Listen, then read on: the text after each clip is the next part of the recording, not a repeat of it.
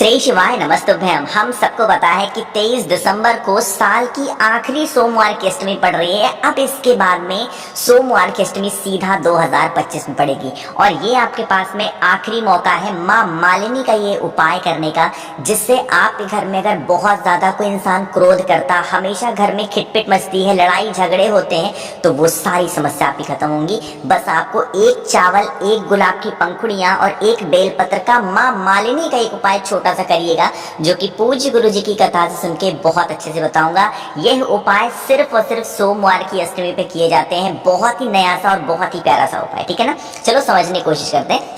यहाँ पे आप सभी को दिख रहा होगा गुलाब का फूल दिख रहा है, तो इतने बड़े वाले नहीं लेने हैं ना, हमको कोई कुछ करना नहीं है, हमको सिर्फ एक पंखुड़ी लेनी है। इसी गुलाब के फूल की कोई भी एक पंखुड़ी ले लो सिर्फ, ठीक है ना। एक पंखुड़ी लिया, साथ ही साथ आपको बहुत ही प्यारी सी सुंदर सी लेनी होगी क्या, बेलपत्र, क्योंकि भोले शंकर को क्या सबसे प्रिय है, बेलपत्र। एक बेलपत्र लीजिएगा, साथ ही साथ चावल का एक दाना लेंगे जो कहीं से खंडित ना हो, टूटा हुआ ना हो। इतनी सारी चीजें ले ली। अब तरीका समझना, हमें कौन सा नाम लेना है, पहले मैं वो नाम यहाँ पे मैं लिख दे रहा हूँ ताकि आपको इस उपाय करने में कोई तकलीफें ना हो। यहाँ पे मैं लिख रहा हूँ नाम को, ठीक है ना। एक मैं यहाँ पे लिख रहा हूँ नाम, क्या नाम है, मालिनी। दूसरा मैं यहाँ पे नाम लिख रहा हूँ जगदम्बा। तीसरा मैं यहाँ पे नाम लिख रहा हूँ पार्वती, ठीक है ना। यानी कि माँ मालिनी, माँ जगदम्बा और माँ पार्वती, इन्हीं तीनों लोगों का नाम स्मरण करके सबसे पहले जो आपके पास में एक बेलपत्र है, जैसे ये बेलपत्र है, इस बेलपत्र के ऊपर जो गुलाब की पंखुड़ियां हैं उसको रखना, और गुलाब की पंखुड़ियों के ऊपर जो चावल का एक दाना होगा उसको रखना, और फिर आप इस बेलपत्र को उठाना और उल्टा समर्पित करेंगे महादेव के शिवलिंग के ऊपर। उल्टा का मतलब क्या है कि रखोगे तो सारे सामान सीधे सीधे है आप ना, लेकिन जब समर्पित करोगे जितनी चीजें आपने रखी हैं वो उल्टा समर्पित करना, महादेव के शिवलिंग को टच हो जाए। डंडी रखना बेलपत्र की माता अशोक सुंदरी की तरफ, पत्ती का पोर्शन अपनी तरफ, इतना रख करके और फिर एक लोटा शुद्ध जल तांबे के लोटे से श्री शिवाय नमस्तुभ्यम का जप करके समर्पित करना, ठीक है ना। ध्यान रखिएगा, बेलपत्र के ऊपर जब आप गुलाब की पंखुड़ी रखना, एक चावल का दाना रखना, तो माता मालिनी का स्मरण करेंगे, जगत जननी जगदम्बा माँ दुर्गा का स्मरण करेंगे, साथ ही साथ माँ पार्वती का स्मरण करते हुए आपको समर्पित कर देना है, ठीक है ना। अगर आपके यहाँ जल नहीं चढ़ाने देते तो आप सिर्फ बेलपत्र समर्पित कर देना इन सभी चीजों के साथ में। लेकिन यह उपाय सुबह के टाइम नहीं करना है, शाम के टाइम पे प्रदोष काल में ही इस उपाय को करना होगा, ठीक है ना। करिएगा जरूर सभी लोग। तो पहला उपाय मुझे लगता है आपको समझ में आ गया होगा। आगे बढ़ते हैं अब इस वीडियो के हम लोग अपने दूसरे उपाय की तरफ, जो कि आपको करना होगा गुलाब की 7 पंखुड़ियों से। देखो इस टाइम पे जो विंटर का मौसम है, जो सर्दियों का मौसम है, इसमें बहुत ही आसानी से गुलाब के फूल आपको मिल जाएंगे, ठीक है ना। मार्केट में जाओगे अगर खरीदने के लिए, बहुत महंगे नहीं मिलेंगे, 3-4 रुपए में एक गुलाब का फूल मिल जाएगा। आप लेकर के आना और उनमें से निकाल लेना 7 पंखुड़ियां। अब इस उपाय को समझो कि फायदे क्या होंगे। देखो जैसे मान लो कि आपके रिश्तों में खटास चल रही है, यानी कि मतलब ठीक से घर में बातें नहीं होना, या फिर बहुत लड़ाई झगड़े करना, या कोई ऐसी विशेष है जिसके लिए पूरा घर परेशान है, आपके बच्चों की शादियां नहीं हो पा रही हैं, अच्छी शादियां नहीं हो पा रही हैं, मन की शादियां नहीं हो पा रही हैं, तो आप उपाय करेंगे, ठीक है ना। कितनी लोगे, 7 पंखुड़ियां लेना। अब आपको पता होगा भोले शंकर की जो सबसे प्रिय पुत्री हैं, जिनका नाम है माता अशोक सुंदरी, अरे पता है ना, तो उन्हीं के स्थान पर आपको समर्पित करना। लेकिन तरीका समझेंगे। आपको मार्केट में या फिर आप लोग घर में यूज करते होगे क्या, गुलाब जल, अरे यूज करते हो कि नहीं करते हो, ठीक है ना। लेकिन गुलाब जल हमें महादेव के शिवलिंग के ऊपर नहीं समर्पित करना। आपने जो बचा हुआ गुलाब होगा ना, उसको पहले पानी में भिगा देना और फिर बाकी की गुलाब की पंखुड़ियों को फेंक देना। अब उस जल को, गुलाब के जल को अब महादेव के शिवलिंग के ऊपर चढ़ा देना। जल चढ़ाने के बाद में स्टार्टिंग में मैंने आपको गुलाब की 7 पंखुड़ियां अलग से रखने के लिए बताया है। उन्हीं गुलाब की पंखुड़ियों को माता अशोक सुंदरी के स्थान पे समर्पित कर देना। कौन सा स्मरण लेके, चंपेश्वर महादेव। फिर से बोल रहा हूं, कौन से महादेव का ध्यान करोगे, चंपेश्वर महादेव के नाम से समर्पित कर देना।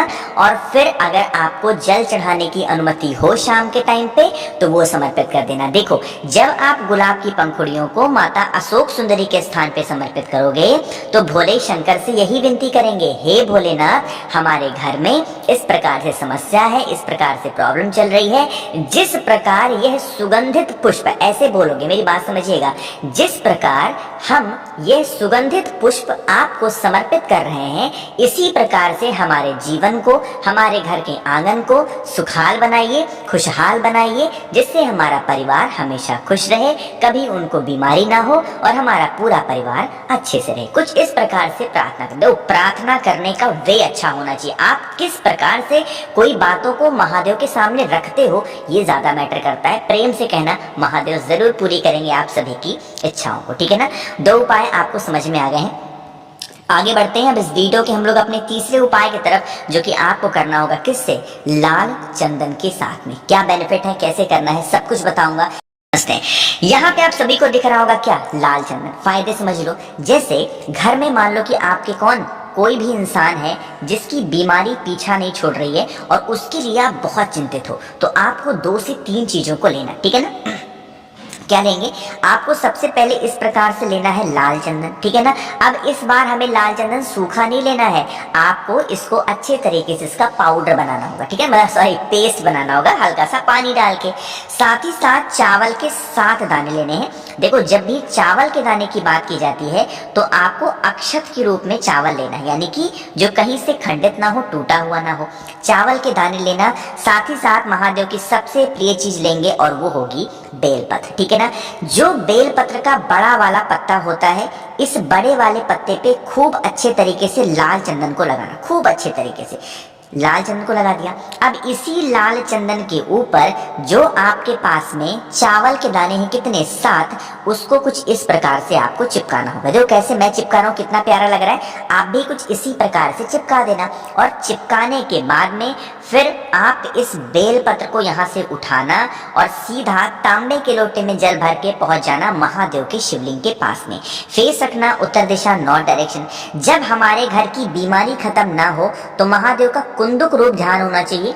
कुंद केशवर महादेव के नाम से आपको जो बेलपत्र के ऊपर चावल के दाने चिपकाए हैं, उसे भोले शंकर के शिवलिंग के ऊपर उस व्यक्ति का नाम और गोत्र बोलना। और साथ ही साथ आपको 1 लोटा शुद्ध जल इसी के ऊपर तांबे के लोटे से कुंद केशवर महादेव के नाम से अगर आप समर्पित करते हैं तो आपके घर में कभी संकट नहीं आएगा। और जो भी व्यक्ति घर में बीमार पड़ा होगा उसकी बीमारियां भी धीरे धीरे खत्म जरूर हो जाएंगी, ठीक है ना।